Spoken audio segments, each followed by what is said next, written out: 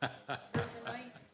I am one of those people that, grew up in a household that was deserted, the Dodgers and the Giants, left New York, and went to California. My family never forgave them. Okay, I got it. So the other team is there. I recognize there's another team that's been very successful. Are still not allowed in your home. But my wife and my children love them. Yeah, I like the Yankees too, but I get it. My youngest went to a Mets game and became a fan for a few years. Jake, Hello. how are you? Good. How are you? How are you? How's everybody feeling? Hey, Jake. Hello. Pretty good? Here. Yeah. Me too. Good. Sorry about that. He's on. Yeah. Good evening, everyone, and welcome to this meeting of the Syracuse Planning Commission. We'll begin our public hearings momentarily. First, we will consider action on the minutes from our last meeting of September the 30th. Minutes have been distributed to the commission members in advance. Is there a motion for action or correction of our September 30th minutes? I have two possible corrections I'd like to suggest. On page 7, in the minutes regarding the Syracuse University Residence Hall major plan review, the top paragraph right now states that Commissioner Lentz moved to establish CPC as a lead agency and found a negative seeker declaration. Actually, we had discussed that, and it was determined that because we went through the long form and answered all of the questions in the affirmative, that that was sufficient, and we did not need to either declare CPC as a lead agency, or we did not have a motion and vote. So we can make that So, correction to the minutes. Anything else? yeah, the other correction is on page 9 in the discussion of the chairperson and vice chairperson election. It states there that CPC voted to elect a chairperson for the balance of the calendar year. That actually, we decided until May 2025, which is what the current procedure calls for as an annual meeting, so that the election of the chair will be in place until May 2025. Okay, so we'll make that correction on page 9 as well. Any other corrections or adjustments? I would move approval of the minutes with the two corrections noted on the record. Thank you. Discussion on that motion? If not, all in favor of the amended minutes, please indicate by saying aye. Aye. Those opposed, please say nay. Any abstentions? Our minutes are approved as revised. We will move into our public hearings, but one thing before we do that, we have one item that appears on the agenda, and my understanding is it has been postponed to a future meeting. Yes, major site plan review, MASPR-24-32 for 401 South Clinton Street is postponed. So anybody that's here for that, just so you're aware, we expect that to be back on at a future meeting.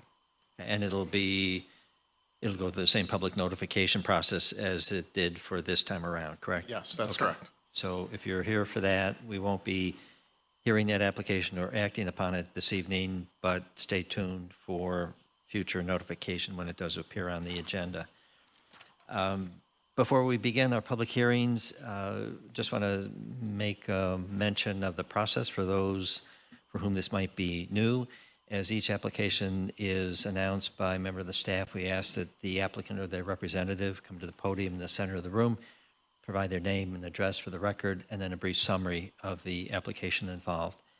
Following questions from the commission members, we will invite members of the public who wish to speak in favor of the application to do that, and then we'll likewise extend an invitation for members of the public who wish to speak in opposition to the application to do that as well.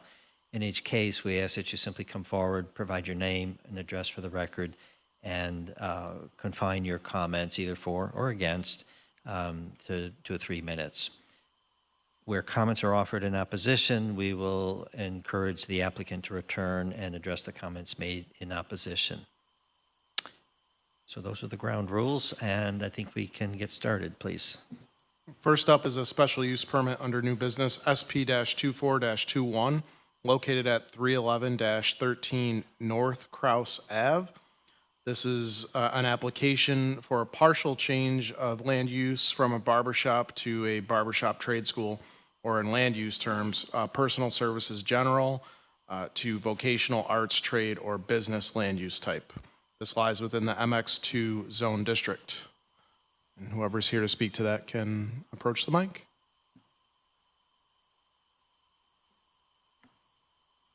Good evening. Good evening. My name is Chastity Roland. I'm the barbershop owner currently.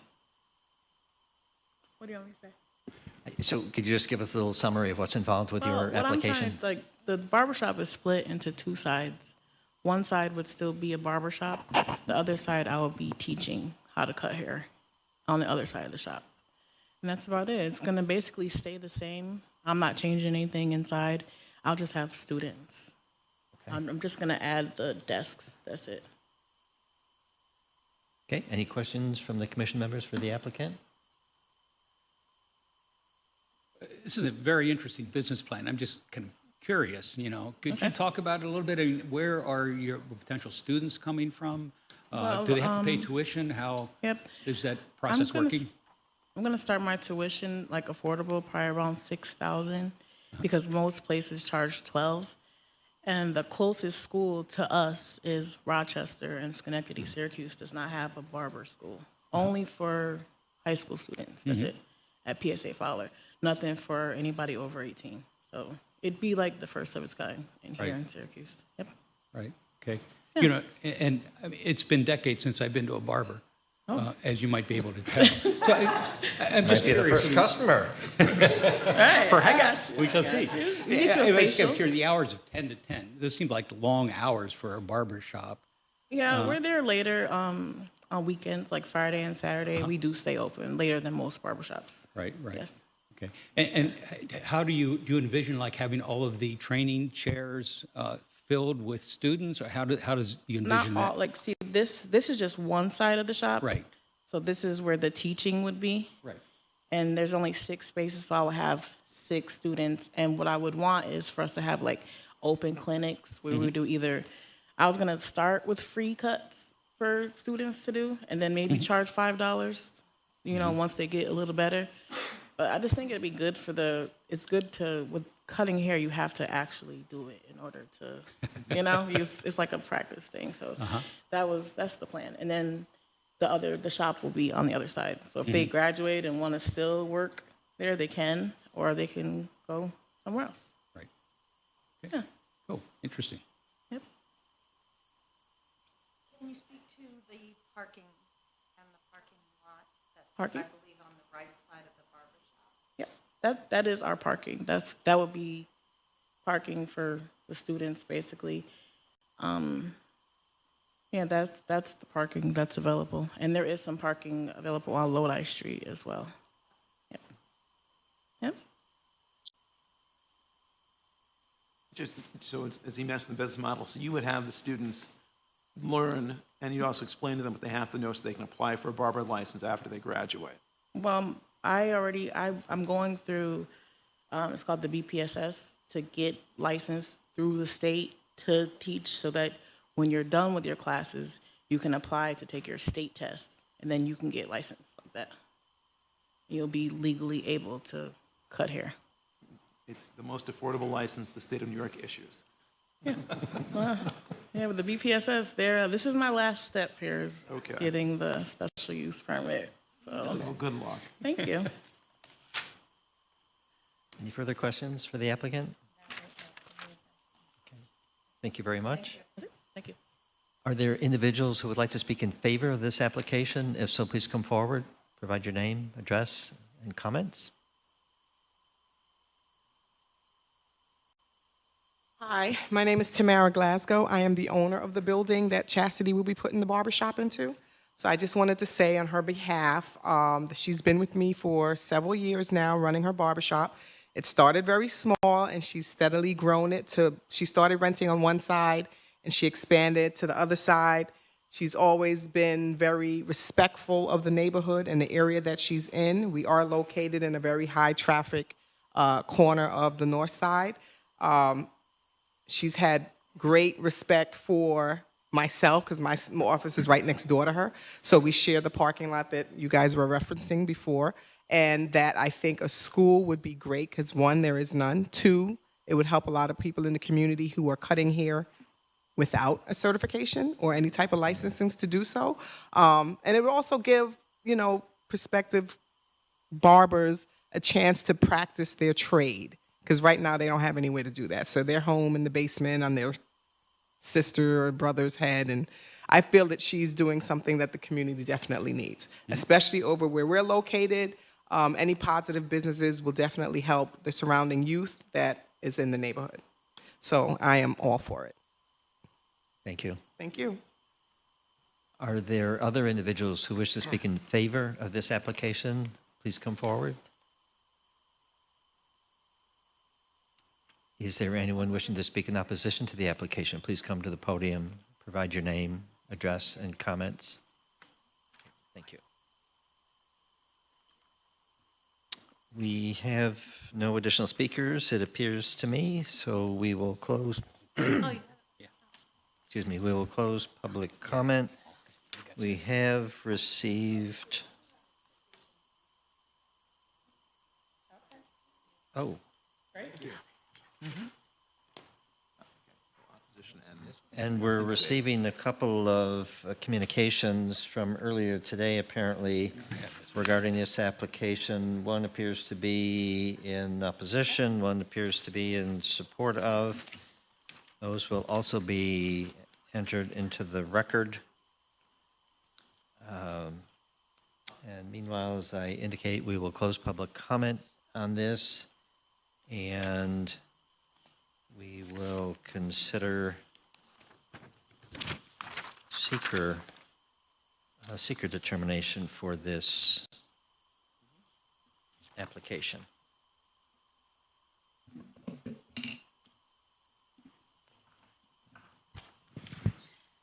Has everyone had a chance to review the Part 1 EAF that's contained in your packet?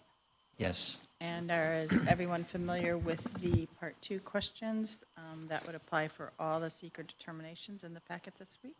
Yes. Does anyone feel that this project will have a moderate to large impact under seeker? No.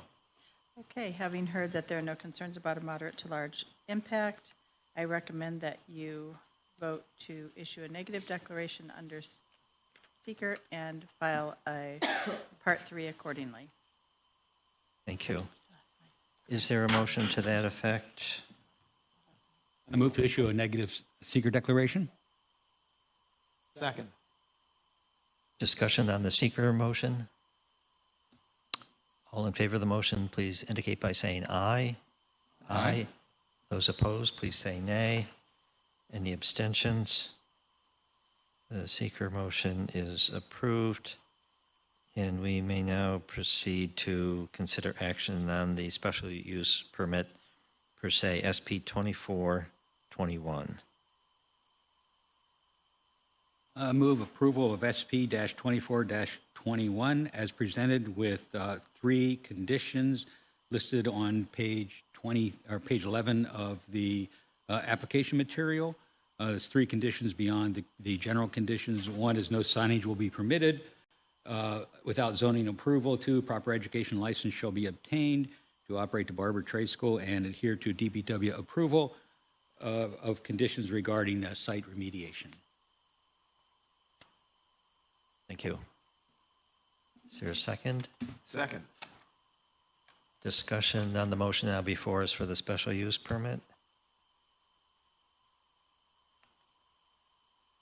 If there's no discussion, then all in favor of the motion, please indicate by saying aye. Aye. Aye. Those opposed, please say nay. Any abstentions? SP 2421 special use permit on North Kraus is approved. Thank you very much. And we move to our next application. Next on the agenda is another special use permit, SP-24-22. for 308 Gifford Street and Wyoming Street. This lies within the MX3 zone district. The applicant is proposing to establish a liquor store use type in the existing vacant tenant space.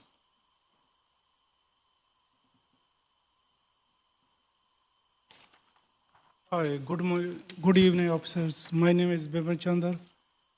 I applied a license for Liquor Authority in 2003 in March. Then they approved in May 23 this year's.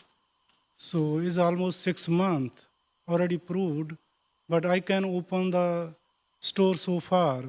I have to take care of my 2 kids, and please allow to open as soon as possible, please, because I can't survive that without that business. Because I pay $3,500 rent for 2 years. I waste too much money, and I signed the lease for 20 years, right? And the liquor authority, they check everything surrounding area for 14 months. Then they have public hearing in New York office. Then my lawyer, he been over there, and I go in Albany office. Then the hearing, public hearing, nobody go over there any for oppositions. They approved. I have the letter for conditional approved letter. Then I go for city for signage. They question mark, you have to approve for the journal. Then I am going here and there. My wife going for 6 months. I was in hospital. I was brain hemorrhage and hospitalized in 3 months. And my wife, she has take 6 months from hospital. She don't work for 6 months. Very hard to pay my bills. I pay $3,500 for rent for nothing over there. I don't make any money, but for 6 months, the liquor authority, they approved my application, but your city, they don't allow to open me the store so I can give somebody employment. And my son, he wants a job too, right? He drop off from the school because I have no enough money to send him school. Next year, my daughter, she will start going to school. She is in 12th grade. What can I do? Please help me that. This is my questions. And do you, I have some letter from the liquor authority. This is a notice hanging outside for 14 months. Nobody opposed me. This is by the liquor authority.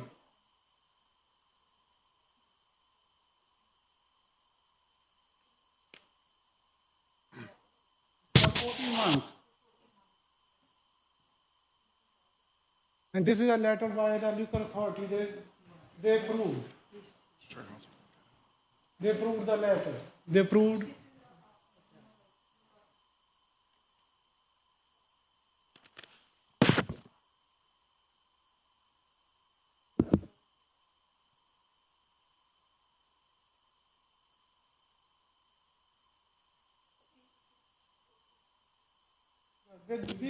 We follow all the rules.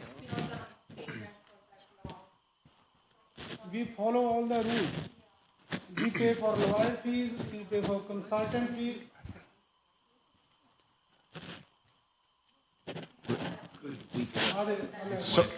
So I just want to just kind of guide us down maybe a better path. So a liquor store is allowed here via special use permit. So in order to get a special use permit for land use, for local zoning and land use approval, you have to appear before this governing body. Hold Yes, on. I know that. yeah, hold on. I am sorry for that. I didn't know that before that. Nobody tell me. So I am going through now. So he does appear, he has applied for his New York State liquor license. It's conditioned based on a couple of factors. One being that he get the land use approval and the signage approval. But we just talk about, so we understand that you didn't know that you needed this, but just explain kind of how your business is going to operate. Walk us through maybe your hours of operation, other things like that, so the board can review what you're proposing. Yeah, I know. Sorry for that one. But Yes, you can. Yep. Just give us your name and address, please. Yes. But please, use the microphone and give your name and address, please. Party, they gonna let us know the hours, according to the state rule. So we need to know like the hours, which hours, because we are new in the business. So they gonna tell us which hours we can operate. So, we follow their rules. yeah, Whatever they need, we provide them. My lawyer asked us, Yeah. Onondaga County, we got every papers from Onondaga County and from everywhere. Whatever my lawyer said, I give them. The Liquor Authority, they have public hearing in New York State. Then I go appear in Albany, my lawyer go over there. Then they approved, you have the letter over there. They approved my application. license, there's a special hours or something. Could you speak into the microphone, For the please? liquor license, there's some special hours or something. So the liquor authority, they're gonna let us know which hours, after this hour you cannot, so. So I believe that they have authority, correct me if I'm wrong, Jake, on the Sunday. Yes. Yeah, Yeah, The city can determine the hours of operation as part of the special use permit. yeah, So this body and/or the zoning administrator yes. can determine the hours of operation Okay, for a special use permit. yeah, sure. Your application, so let's start there. The application says 9 a.m. to 9 p.m., Yeah, Monday through Friday. okay. yeah, Is that correct? Yes. Is that Yeah. what you wanted? Yeah, I can. Okay. Would you consider opening at 11 a.m. to 9 p.m.? Monday on through the Friday? Monday to Friday. We're gonna like 10 to 9, 10 so, a.m.? yeah, You say? Is what- so 9 to 9, yes, 10 to 9. And what are you going to be selling in the store? Just We're the saying liquor 10 and instead of wine. 9 Yeah, for opening, 10, okay. yeah. Liquor and wine. It's that's in the license, liquor and wine and like all those According kind to of, their rules, yeah, only liquor and wine. wine. That's We it. didn't apply for anything else like, or, No, that's their rules, liquor and wine. Okay.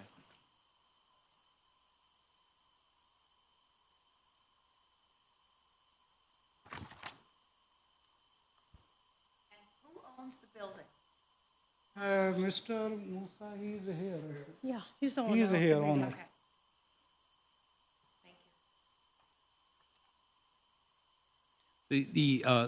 you. The May 28th letter from the State Liquor Authority states that the provisional application will expire on 11/28. Yeah, we do We extension got yesterday. You got an I extension? the Oh, letter, okay. yeah. Is that- Yeah, we have letter if you want to see. And the extension goes until Yeah. what date? Is it?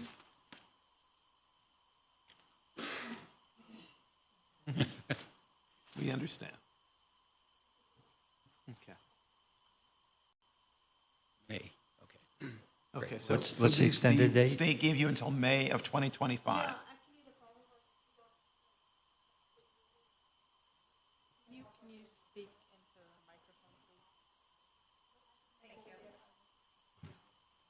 Could you just kind of recap Right, the just say- extension information into the microphone because it's recorded? So the extension from the Liquor Authority is now to May of 2025, correct? Yes. Yes, For yes, your provisional license? Yes. yeah. Okay, great. I just want to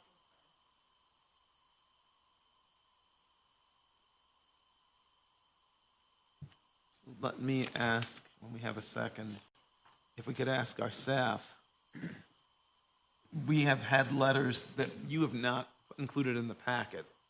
What's the proper way to get these documents from the State Liquor Authority into our record?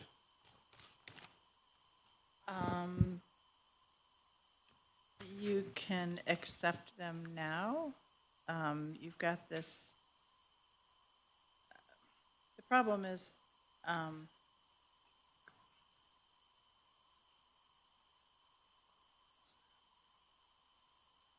yeah, I think the zoning administrator is making a great suggestion to do a conditional approval if you wish to tonight upon staff verifying this information. This is just a cut and paste of an email, so there's really no verification of when no metadata or anything. So just pending staff, we've got this liquor authority letter, and then we can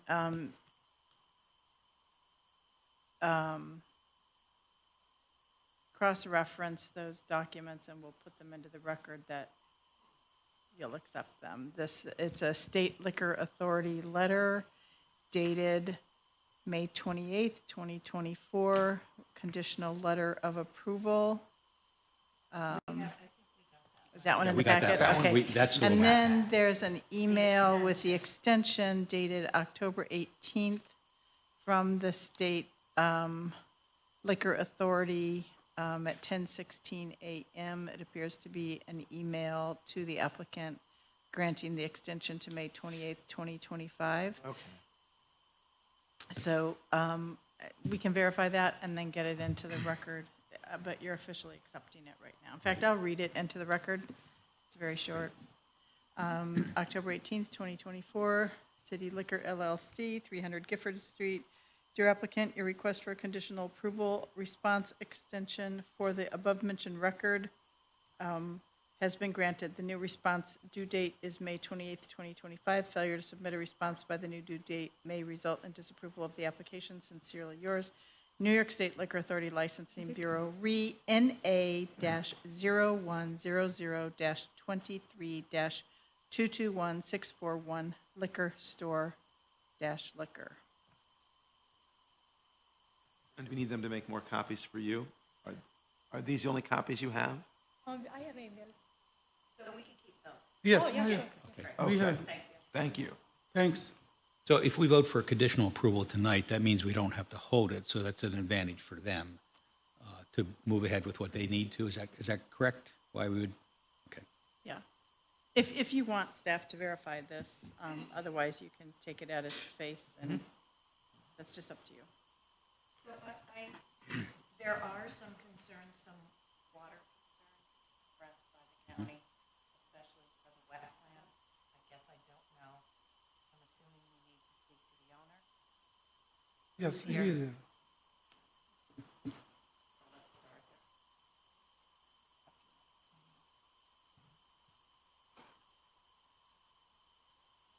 Good evening. Oh, Name and address. yeah, Mohammed Mahmood, Musa Hussein. Address. Home address at the store. 8384 English Club, Cicero, New York, 13039. 219 Feldspar Drive, Syracuse, New York, 13219. So No, my question is around the county planning to look at the application. And number one, there is always a wet water plan that has to be submitted as part of the application, which I don't know if we have it or not. And number two, the county is concerned about some, or the city is concerned about some site inspection issues when they made a site visit. Leaky toilets, leaky sinks, etc. So are you responsible for that, or is the town? We are. So you need to take, they need to get in touch with what? Yeah, so part of this application will trigger an inspection from Onondaga County Plumbing Control. So there are very specific findings from a site inspection.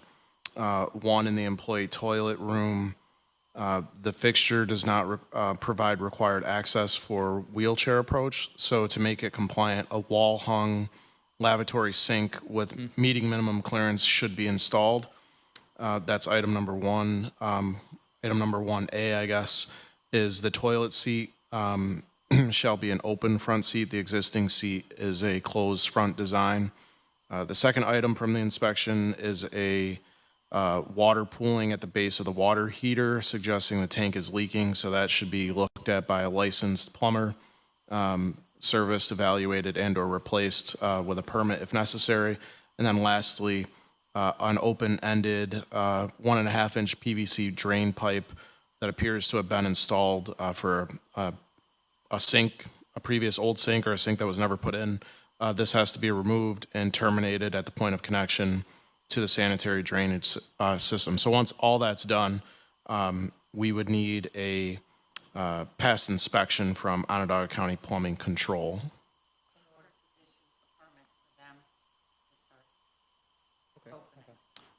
So that's county water issues. There are some site concerns around the parking area. So there was an older special use permit that was issued, SP-19-12 modification 1. In that plan, it included a number of landscaping buffers that needed to be installed along property boundaries and features to be planted along the sidewalk.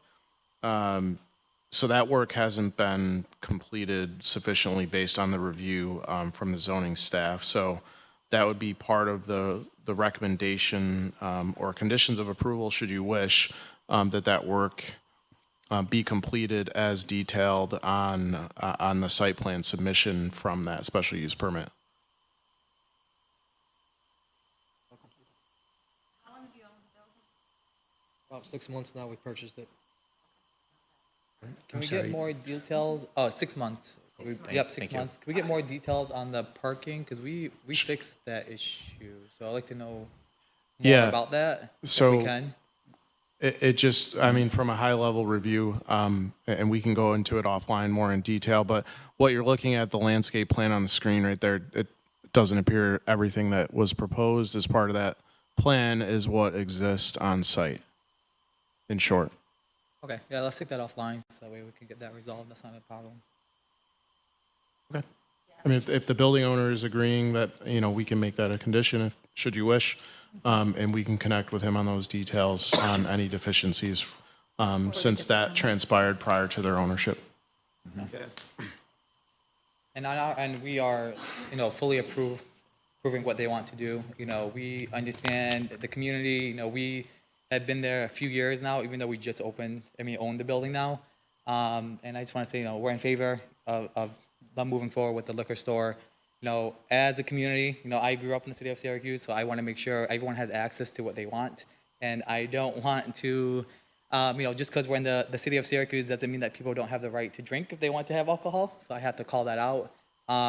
There's multiple stores and convenience stores in the neighborhood that sells beer, alcohol, whatever it is, but they all do the same thing. So we can't say one store can have it, one store can't, because they're all within distance within each other.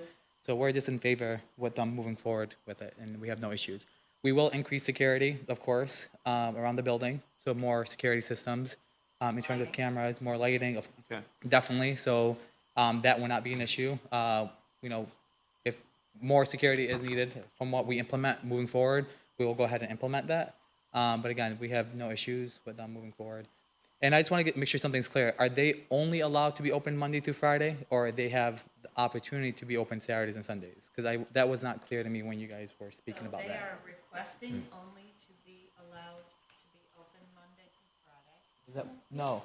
See, that's what I thought. They didn't understand. They didn't understand what you guys were asking. So on the submitted application, that's what they wrote in. So I guess we would like to clarify that now so we can get it on the record and discuss it. Yeah, so let's clarify. So they would like to be open 7 days a week.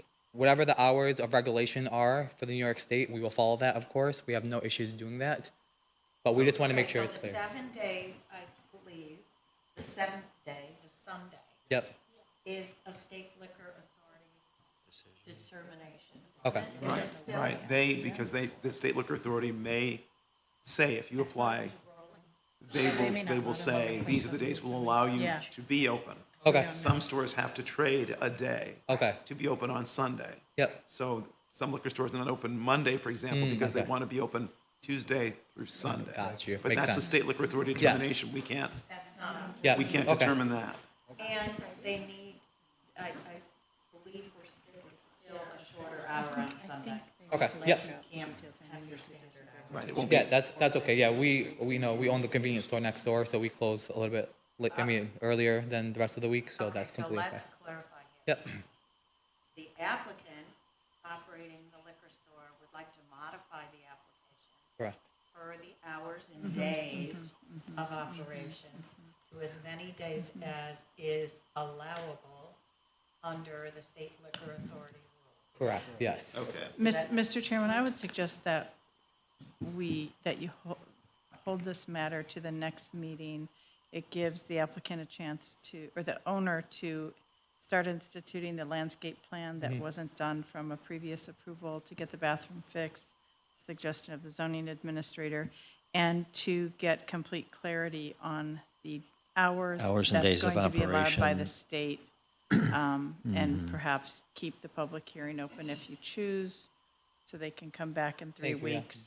That makes sense. Instead of a conditional approval, it sounds like there's too many. Too many It does seem question like marks. a lot of That's loose okay, ends. yeah. I mean, I appreciate you want to move ahead with the yeah. project. We want to help as much as we can and do it as fast as we can. Yes. But there are a lot of loose ends that, Yes, understandable, yeah, we can, You can reach out to Jake and his team, okay. like tomorrow, Okay.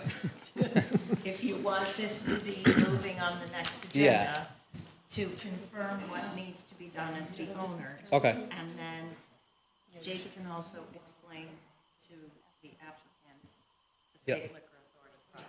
Yeah, that makes sense, complete sense. Thank you, guys, I appreciate it. Yep. And will a revised application to be submitted that includes, excuse me, the desired days of operation and hours of operation? I think with some clarification from Commissioner Murphy's questions earlier about what those hours might be is somewhat reduced, but apparently weekend business is something the applicant wants, but it didn't make its way onto the application that we have. Yeah, I So- think there's a lot of confusion, but yeah, we'll work with our tenant to make sure that we revise their plan and talk more about the additional.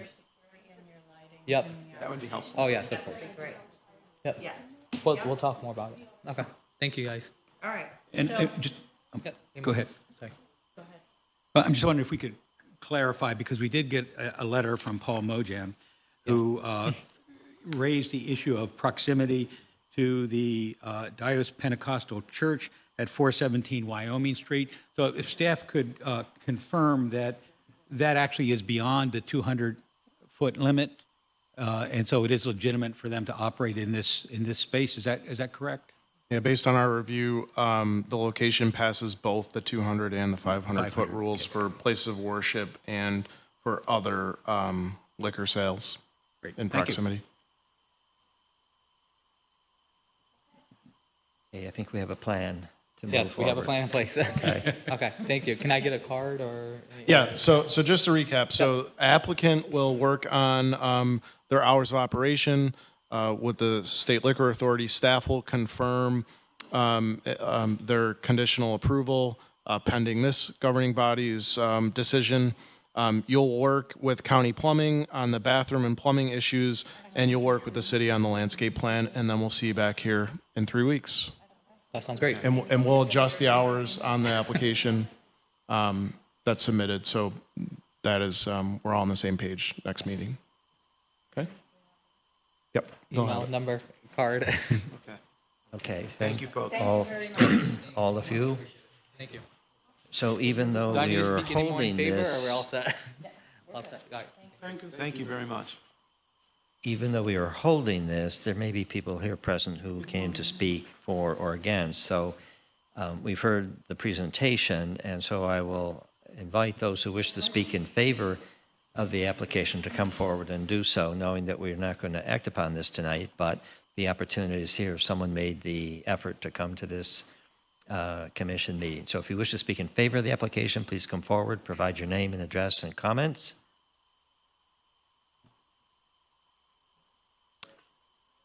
You're part of the applicant team. Right. And now I will offer those who wish to speak in opposition to the application to come forward and do that as well. Provide your name and address and comments. Staff is passing out to the board one letter in opposition for the record. Thank you. That'll be included in the record. We don't appear to have any speakers for or against this evening. That opportunity will be renewed when we revisit this item, presumably in 3 weeks. Okay, so thank you. And we will hold this open, move to our next application. Mr. Chairman, before you move forward, Yes. I just want to clarify your last vote, that it was a vote to recommend approval by the Common Council for that special use permit. Is that That was correct? my understanding. Yes. Okay. Yeah. Thank you. That you just approved. Yeah, I So forgot it just was a special clarifying the use record. permit. Yeah. You're right. Yes. SB 2421, yes. Yep. And now, Update the hours later, right? The hours we can update later, right? Yes. Yeah, okay, thank you. I was confused. Have a good night. about that. All right, next up, we have a couple companion applications. We've titled this the Grand Ave Zone Change and Re-Subdivision. It includes a zoning map amendment, which is Z-2876 for 215 Grand Ave, and also re-subdivision R-24-54 for both 215 and 213 Grand Ave and 120 Fenton Street. Good evening, I'm Terry Luckett from the Syracuse Land Bank at 1941 South Salina Street. Last spring, we demolished a single-family house on the vacant lot that's in question here, 215 Grand Ave. The vacant lot is only 33 feet times 145 feet, so it's non-buildable. It's zoned MX3 and has frontage on both Grand Ave and Fenton, if you can see it there. Our plan is to sell a small strip, just 12 feet wide, to give a driveway to 120 Fenton Street. That's a single-family home there. It's in an R2 zone. So that's the second part of this application. We're going to require a zone change to allow that piece to be merged with 120 Fenton. The balance is going to be sold to 213 Grand Ave. There's a business, an HVAC business there, Quality Mechanical Services, and they want to expand their parking lot. And that lot is MX3, and so is 213 Grand Ave. So I don't believe there's going to be any change in the character of the neighborhood with this resub. I have the person who designed the site plan here. If you have any questions for him, his name is Luke Kelly. So that's it. okay, thank you. Questions for the applicant on either the zone map change or the re-subdivision? All set, thanks. Yeah. The section there that's labeled 215, that blue section, that's the section that's being sold to the next door business, is that correct? To a commercial business, Yes, yep. commercial business, okay. That's the HVAC company is there. It's a different color on one of the maps that I have, I just wanted to make sure. Thank you. Additional questions? Okay, thank you very All much. right, thanks. Are there individuals who wish to speak in favor of either of these two applications, re-subdivision or zone map change? Please come forward, provide your name and address and comments.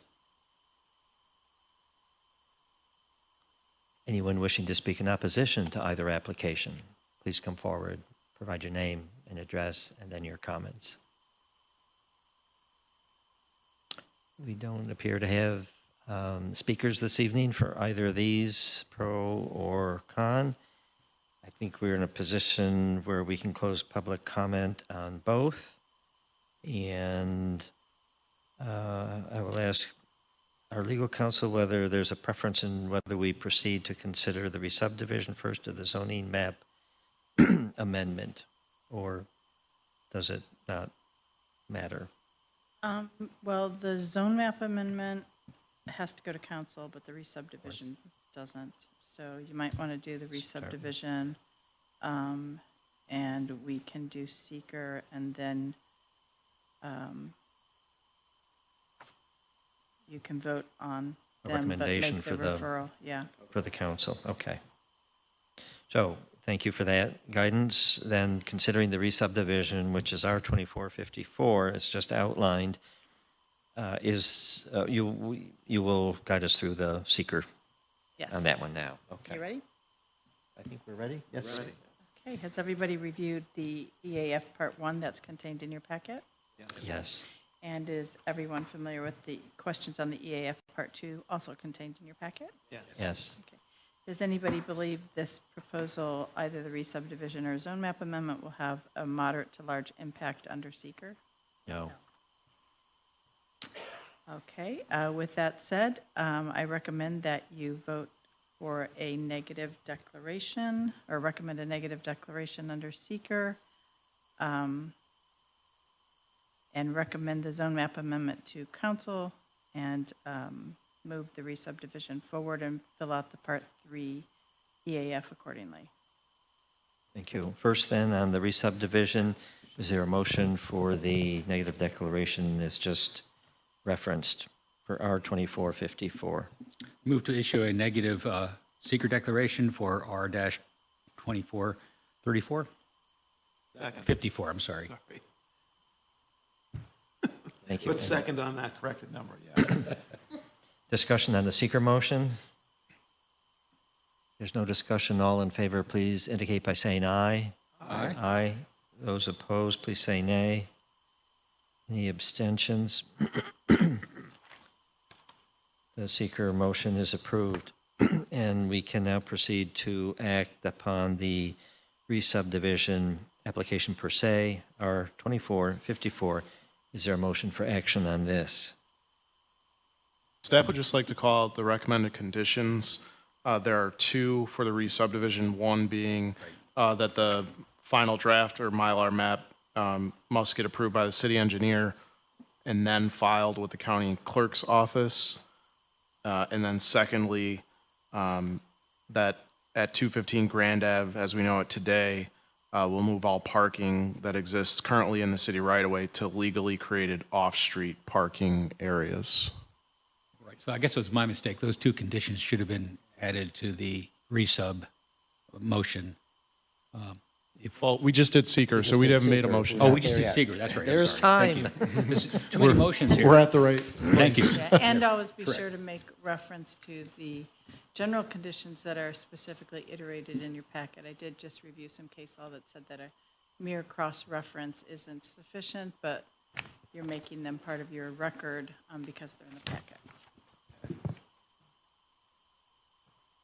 Oh, thank you for that highlight, so we don't overlook that, those conditions that have been recommended. Is there a motion now for action on this re-subdivision? Move to approve the re-subdivision with the conditions as noted on the record, and again, moving approval from this body to common council. We don't need to do that for the resub. Now for the resub? No, just Okay. the amendment. Discussion on this motion? Then if there's no discussion, all in favor, please indicate by saying aye. Aye. Those opposed, please say nay. Any abstentions? That re-subdivision R2454 is approved with the two conditions noted. And we move now to the zoning map amendment. The action by this body takes the form of a recommendation that will go to the Common Council for final determination. Is there a motion on the zoning map amendment? Move approval of Z-2876 with the condition stated relative to filing the approved map with the county clerk office and issuing a affirmation recommendation for the common council. Your second? I really second it this time. Thank you. Discussion on the motion before us now. If there's no discussion, then all in favor of the motion, please indicate by saying aye. Aye. Aye. Those opposed, please say nay. Any abstentions? That recommendation is approved, and it moves to the Common Council for final disposition. And that allows us to move to our next application this evening. Next under new business is a major site plan review, MASPR-24-34 at 915 South State Street. This is in the MX2 zone district. This is a review for new street construction to be known as McKinney Street, but I'll turn it over to the applicant. Hi, I'm Andrew Schuster, Ashton McGraw Architects, on behalf of McCormick Baron Salazar, 125 East Jefferson Street, Syracuse, New York. The application is to construct a new right-of-way through what is currently a super block that was formed during urban renewal. And due to the fact that this street, the way the street numbering works as it goes through, we have to give it a separate name from the street that was there previously. So we're proposing McKinney Street. The road will be maintained as a private drive until the construction on both sides of the street is completed, in which point the intention is to initiate proceedings to turn it over to the city. In addition, there is some work in existing right-of-ways on State Street and Townsend Street where the new streets are coming together with curb reconstruction, crossings, and some utility connections.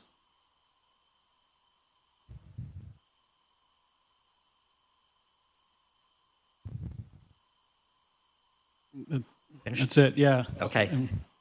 Short and to the point. Questions for the applicant, please?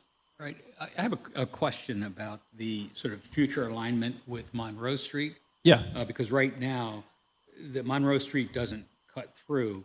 The intention is to it will. Townsend, and I was just wondering for the future development on that side, will that eventually be a cut through so that will. it'll be a continuous? Yep.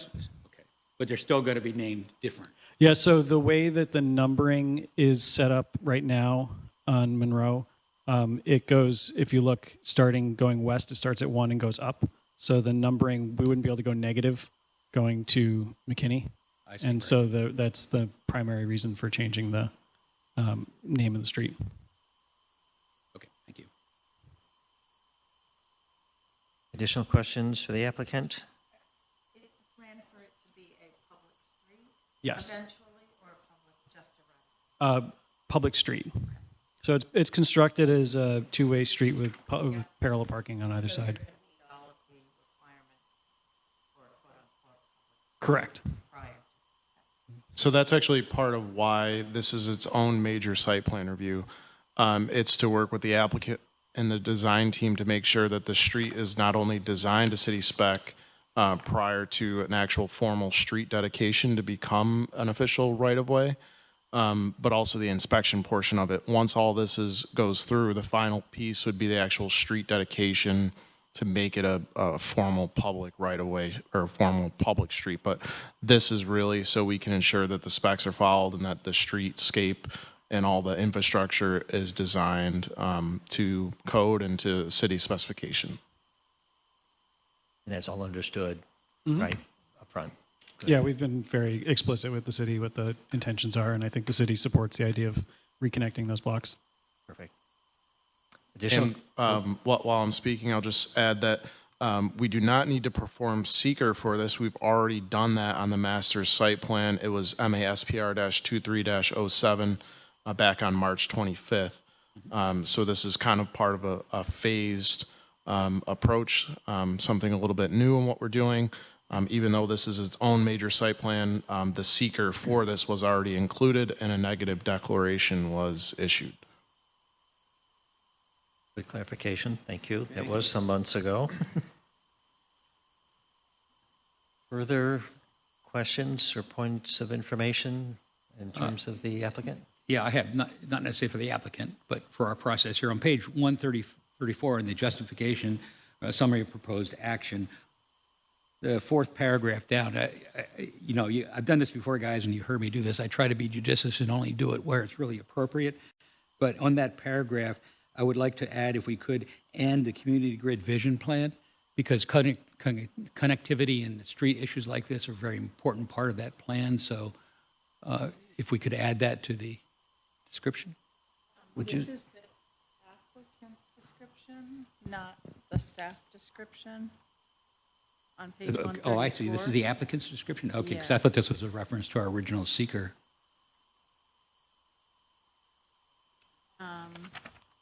This is the part 3. Yeah, I see what you're saying, Mr.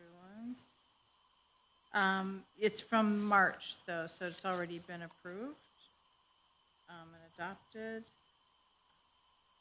So that's a seeker from March of '24. Yeah, I guess I thought I might have recommended it then, but if I didn't, that's fine. Yeah, I just wanted to, The applicant could have added it back then. My apologies. Yeah.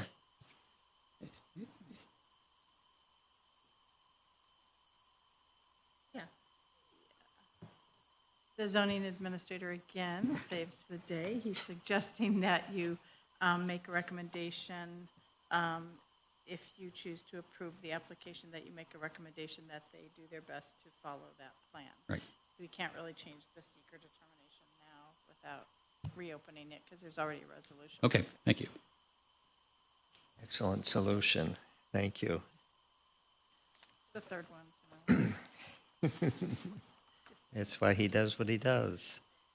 Additional questions for either staff or the applicant? All set, thank you. Okay, thanks. Thank you. So we now ask if there's anyone here who would like to speak in favor of this application. Please come forward to do so, providing your name, address, and comments. Is there anyone who would like to speak in opposition to the application? Please come forward to do so. So we have no additional speakers this evening. Following that presentation, we will close public comment and entertain a motion for action on this major site plan review. MASPR 2434. Approval of MASPR-24-34 as presented? Thank you. Second? Thank you. Discussion on the motion before us now? There's no discussion. All in favor, please indicate by saying aye. Aye. Those opposed, please say nay. Any abstentions? The major site plan reviews approved for 915 State Street, MASPR 2434. And we move to a re-subdivision application now. Next up, re-subdivision R-24-56 at 927 South State Street, owner applicant Syracuse Housing Authority. This is within the MX2 zone district.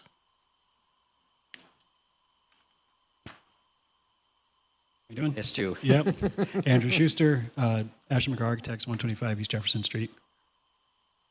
So this is an application to further subdivide the McKinney Manor parcel that we recently were just looking at another section of that. And this is in order to provide that property to the Children Rising Center so that they can begin construction on their childcare facility. Well, childcare and many other things facility. Any questions for the applicant?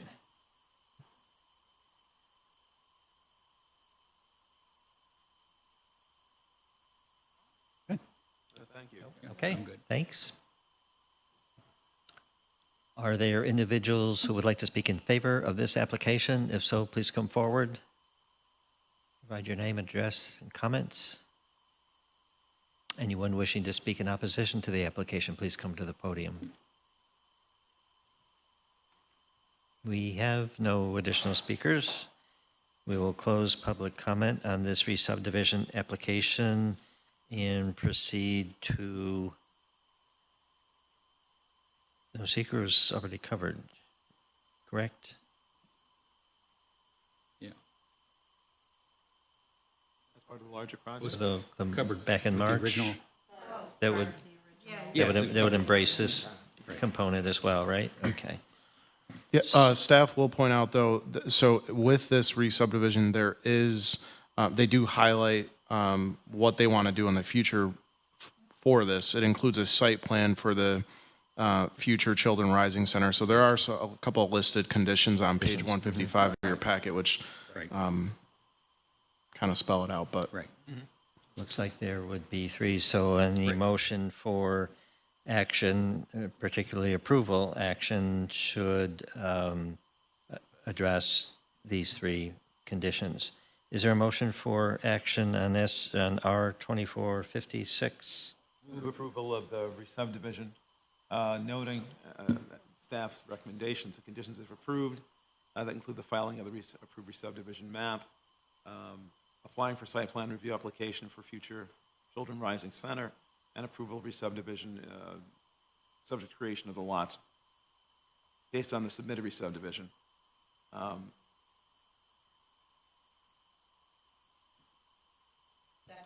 Thank you both. Discussion on this motion?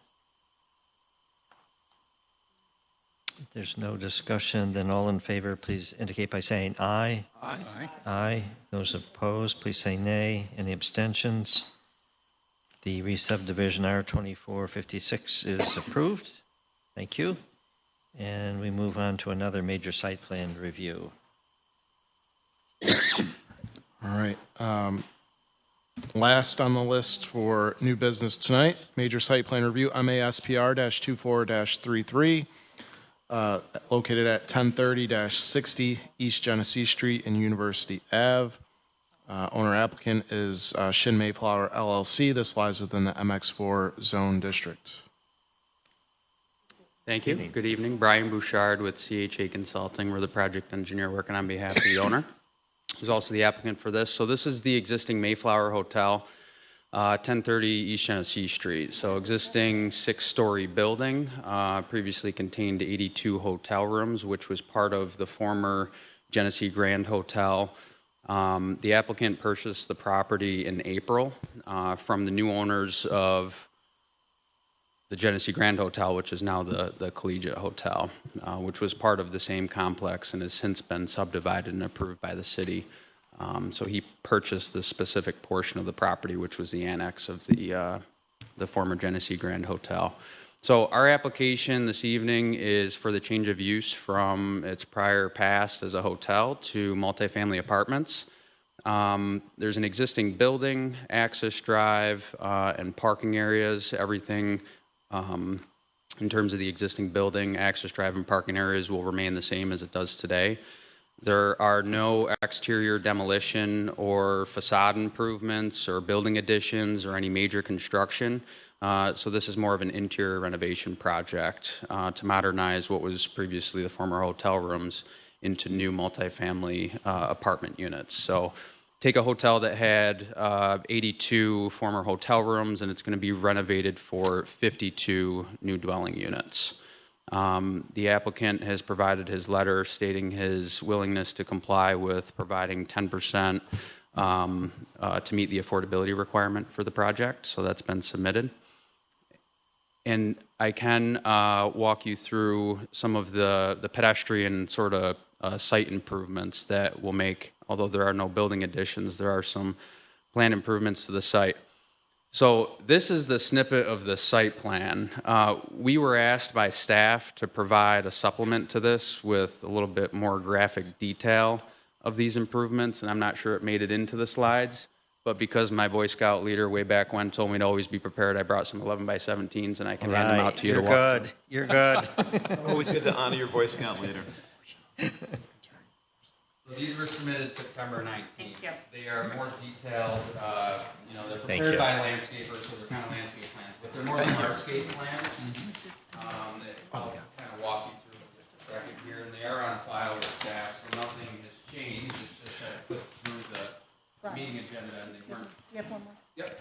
Can you, Brian, can you extra also prepared. clarify, this is a totally different and distinct proposal than what was before this governing body maybe a year and a half, 2 years ago? So I have been involved with a lot of projects on the Genesee Street corridor, but our office was not the consultant on what was referred to as the Opus project. So Genesee Grand Hotel, before it was actually, I think, formally conveyed to the Collegiate owners, was proposed as an Opus project, and that included some portions of building demolition. There was new construction, parking garages, et cetera.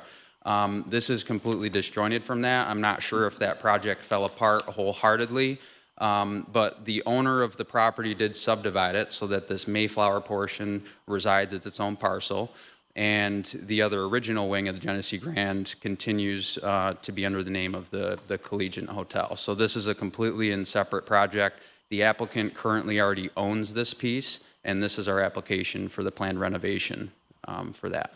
So yes, completely different than what may have transpired in the past. So what I gave to you is the supplement. So there's a series of sheets. The first page is a demolition and removal plan. It's going to be hard for staff to point to it because we're all looking at it. Essentially, there's two areas. There's the street frontage along Genesee Street, which is off to your right-hand side of the page. There's an existing, let's call it this top right corner, because north is actually pointed that way. There's an existing service drive that was used for the back of house services for the hotel.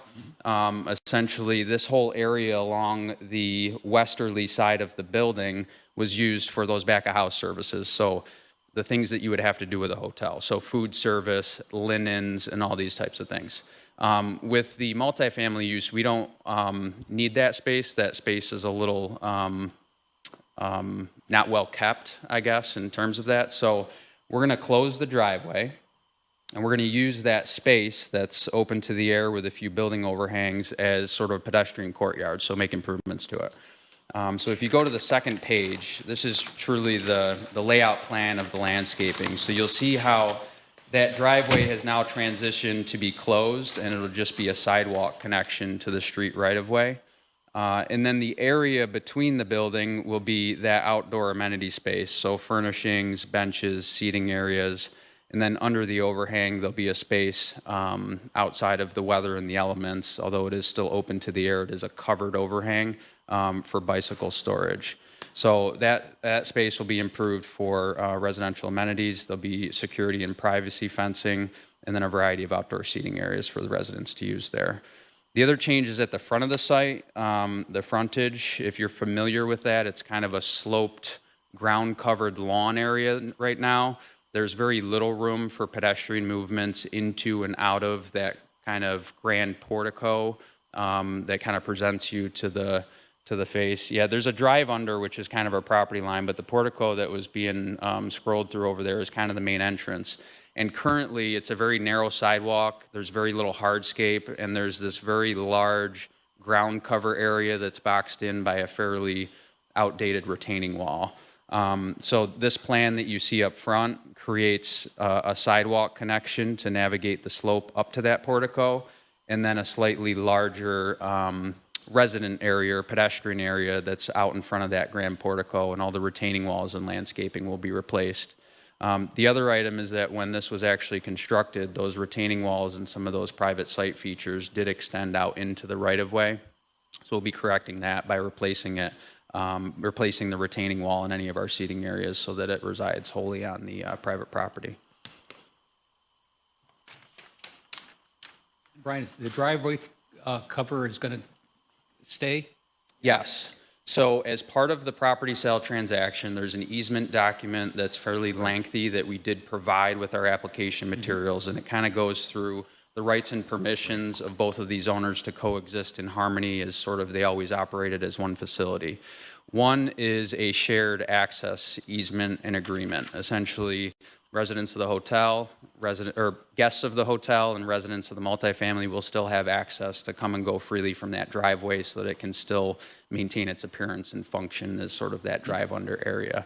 As part of that access and right-of-way easement portion, there's also the areas within the existing parking area where hotel guests will navigate the parking drive aisles to find their parking space, and also the residents of the multifamily will be able to use those. So we've brought this up here.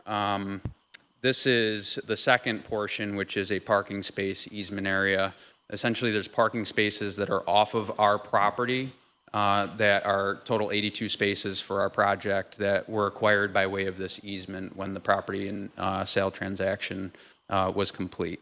So the property that we have only includes 12 spaces on our site, but there in total is 82 available to us by way of this filed easement document. So there's both shared access, and then there is the right for the multifamily tenants to be able to access their own dedicated parking. And then the third component is just utilities. There's existing utilities that are commingled between the properties, whether it's water service, sewer service, or stormwater management.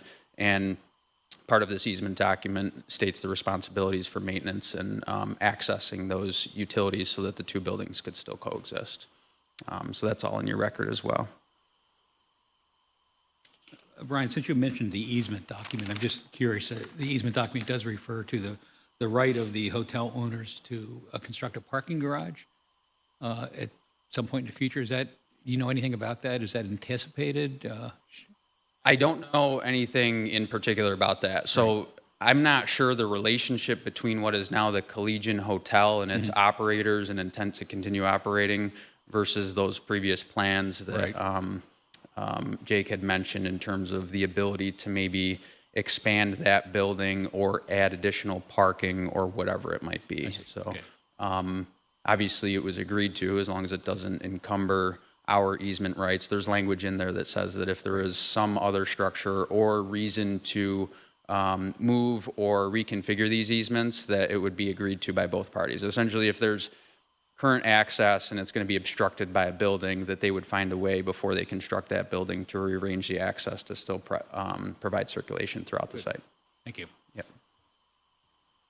Brian, it's still the one driveway off Genesee Street, right? Yes, there's one driveway off Genesee, and then there's also a driveway off of the side street. If we zoomed in, I think it's Madison, right? Yeah. Madison. Yep. Madison. Yeah, if you scroll up, I think is the access one, right? Maybe. And the 12 spots Maybe it was down. are on property? Yeah, there's 12 that exist on the property that's owned, and then in total, there's 82 that are dedicated for the multifamily use. 82 are on the property by way of easement? Correct. So I'm assuming the 12 and the 82, whatever that is, 94, are the spaces against the parking garage in the back. That's correct, yes. So thank you for bringing this up. So what this shows is the easements that navigate the existing drive aisles in a way to egress out toward Madison. If you scroll down to the other one, there's a similar hatched box that depicted that parking easement area right there. Yep, so it's the ones right along the parking garage there. Mm-hmm. So I think that's my comments. Basically, change of use, internal renovation, no major exterior improvements except for those site changes for the kind of front road frontage and then the landscaping and seating areas along the west side of the building. 50, how many units? So it's 52 dwelling units, and the floor plans are in there, but they're a mix of ones and twos, and 52 units total, which is obviously down from the 82 that kind of exist as hotel rooms, just to be able to demise those walls enough to be appropriate for square footage for multifamily units as opposed to just the transient stay for a hotel. Remind me, staff, the 52 units, do we round up or down? Up. We round up, so it's 5.2 at 10%. Right. I think there was a Six typo units. maybe in John Hoover's letter, because some of them, if you get over 75 units, is 12%. It's 12%, but right. he will comply with the regulations. He submitted the letter, so it's 5.2. We rounded up. We stated on our application as 6. So, yep. Okay. Always round up. Other questions for the applicant? No? Okay, thank you. I think I know what's going to happen next, but anyone wishing to speak in favor of this application, please come forward. Provide your name and address and your comments. Is there anyone wishing to speak in opposition to the application? Please come forward to the podium, provide your name, address, and your comments. We don't seem to have any additional speakers for this application. We can close public comment and proceed to our seeker review for this major site plan review. Okay, I'm going to give it a third try. I don't have my script, guys. So. Has everyone reviewed the EAF Part 1 that's contained in your packet and prepared by the applicant? Yes. And is everyone familiar with the questions of the EAF Part 2, also in your packet and prepared by staff on your behalf? Yes. Does anyone believe that there will be any moderate to large impacts from this project under seeker? No. Okay. Since you don't believe that there will be any moderate to large impacts, I recommend that you vote to issue a negative declaration under seeker and complete the Part 3 EAF accordingly. Thank you. Is there a motion to that effect? Move to issue a negative seeker declaration? Thank you. Second. Thank you. Discussion on the seeker motion?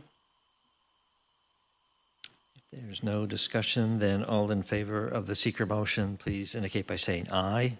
Aye. Those opposed, please say nay. Any abstentions? The seeker motion is approved, and we can proceed to action on the major site plan review for MASPR 2433. Staff just notes that the board considered the recommended conditions, mainly specific to the affordable units mentioned, that they will be of same structural and same type of fixtures, appliances, et cetera, and that they be evenly distributed. There's a couple other standard ones, but they're all listed in your packet. Yeah, I have a question about one of those conditions. The next to last one regarding construction equipment will be placed as far as possible from nearby sensitive receptors that have a direct light of sign to the construction area. Those are sensors that are putting there during construction, or I'm just kind of curious what's that referring to?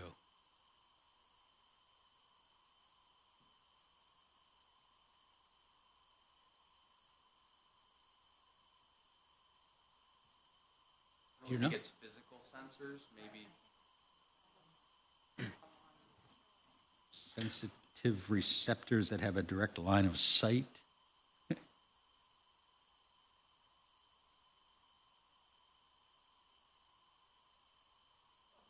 area is marked on the site. Yeah. As right behind the Mayflower property. for Sounds like a general condition that obviously there's more obstructive things if you have cranes and steel going up. I mean, we're kind of internal to the building, but. Opposite that staging, Mm-hmm. when you go in the back of the park and walk to a room. Yep. Yeah. So, yeah. That's what the sensors are for? The three recommended, the three next to final recommendations listed are all really around noise and considerations of neighboring people. So it's just part of that. It includes, trucks idling, we don't want that, and then hours of construction. So considerations around disturbing other people. Yep. Understood. Thank you. So if there is a motion for action on this site plan review, we should incorporate the recommendations, recommended conditions as well as part of the motion. I move approval of MA SPR-24-33 with the 10 conditions listed on page 174 and 175, 6 conditions regarding the affordable unit criteria, 3 conditions regarding construction, and 1 condition regarding the ADA compliance approval. Thank you. That's a very efficient summary. Very good. Second. Is there a discussion on this motion? Seeing no discussion, all in favor, please indicate by saying aye. Aye. Aye. Those opposed, please say nay. Any abstentions? The major site plan review for East Genesee, MASPR 2433, is approved. Thank you. As noted earlier, the next one listed has been postponed. We'll look for that perhaps next time around. And we move into other business. 2 items. First up is a 3-mile limit, so this will be quick. And in the town of Salina, 3S-24-20 at 4046 West Seneca Turnpike. The map has been reviewed and approved by the city engineer and county health department and the Onondaga and the Onondaga County Planning Agency and County Planning Board. So we are free to act. Okay. Is there a motion for action on the Town of Salina? Town of Salina. Maybe Town of Onondaga. That's a typo, yeah. Maybe Town of Onondaga. Town of Onondaga. It wasn't computing in my head. But we assume that the city engineer approved the 3-mile limit case in the town of Onondaga. Yes. Okay, Correction. all right. So is there a motion then for action on that 3-mile limit case in the town of Onondaga? Move approval of 3S-24-20 as presented. You? Second. Any discussion on this motion? Seeing no discussion, all in favor, please indicate by saying aye. Aye. Aye. Those opposed, please say nay. That 3-mile limit case is approved. And leaving this just one last item on the agenda before adjournment. Town of Onondaga was right in the packet. It was just on the agenda. There was a Yeah, I'll put my discrepancy. referee hat on after further review. The call has been reversed. It moved. Town of Onondaga. It moved. Oh, you may need your referee hat for the next item, too, if there's a big brouhaha. Okay, Mr. Chairman, I think you could just ask if anyone wants to make a nomination for the vice chairman of the Planning Commission. Yes, as we discussed at our last meeting, we were moving this item to tonight's agenda, and that is the election of a vice chair for the Syracuse Planning Commission. And at this time, I'd like to ask if anyone would like to nominate a member of the commission to serve in that capacity. I'd like to nominate Walter to serve as vice president until May of 2025. Thank you both. And by the way, that term is not just out of thin air. It coincides with the term of the chair, and at which point next year we will do this all over again. Thank you both for the motion and the second discussion on this motion. I just want to say, by way of discussion, I think this is an excellent choice, and I look forward to proceeding to the vote. And with that, all in favor, please indicate by saying aye. Aye. Even though he's a Mets fan. Would that be considered a comment in opposition? No, just an observation. In spite of the fact he's still a great guy. All in favor, all opposed, please say nay. And are there any abstentions? Aye. It's an abstention.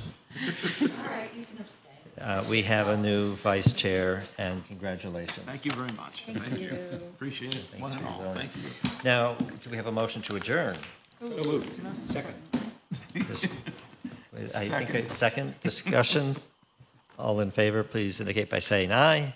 Aye. Aye. Those opposed, please say nay. We stand adjourned until November, whatever. 12, no. Oh, I don't know. Oh, does it move to a Tuesday because of the? No, it'll be later in the month.